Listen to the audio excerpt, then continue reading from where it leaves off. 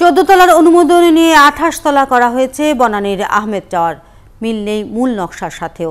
রাজুকের নিষেধাজ্ঞা সত্ত্বেও চলছে নতুন 5টি তলার নির্মাণ কাজ।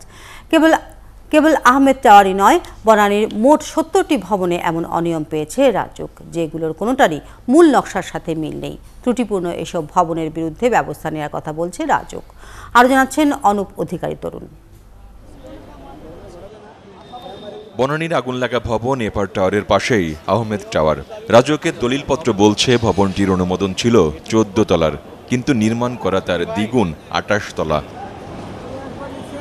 বহুতল ভবন নিয়ে রাজুকের তথ্য সংগ্রহের অভিযানে প্রথম দিনই ভবনটিতে অনুসন্ধান চালিয়েছিল সংস্থাটির তদন্ত দল। তখনও চলছিল আহমেদ টাওয়ারের নতুন 5টি তলার নির্মাণ কাজ।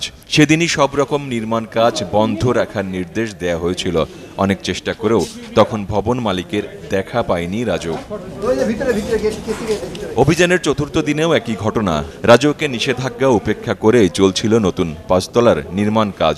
মালিকের দেখা পাওয়া গেল না এদিনও, যাকে চূড়ান্ত অসহযোগিতা বলছে রাজুক কর্মকর্তারা। সহযোগিতা করলে তো ওনারা প্ল্যান নিয়ে দাঁড়িয়ে থাকার কথা, সেক্ষেত্রে ওনারা নাই, ওনাদেরকে পাওয়া যাচ্ছে না। এখন এই কথাগুলো আমরা কর্তৃপক্ষকে জানাবো, পরিবর্তন কর্তৃপক্ষ যে সিদ্ধান্ত দিবে আমরা সেভাবে কাজ করব। শুধু আহমেদ টাওয়ারই নয়, বনানীর 70টি ভবনে এমন অনিয়ম খুঁজে পেয়েছে রাজুকের তদন্ত দল। ভবনগুলোর কোনোটারই মূল নকশার সাথে মিল নেই। আবাসিক ভবন ব্যবহার করা হচ্ছে বাণিজ্যিক কাজে। অধিকাংশ ভবনেরই নেই জরুরি সিঁড়ি। নির্দেশ অমান্যকারী ভবন মালিকদের বিরুদ্ধে আইনি ব্যবস্থা নেওয়া হবে বলছে রাজুক। সরকার নির্ধারিত যে কোনো আদেশ নির্দেশ পালনই হচ্ছে আমার ডিউটি, এবং আমি আমার ডিউটি পালন করে যাচ্ছি।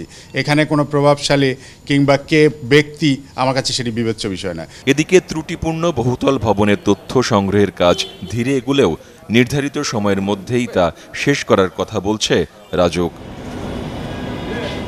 অনুপ অধিকারী তরুণ, 71, ঢাকা।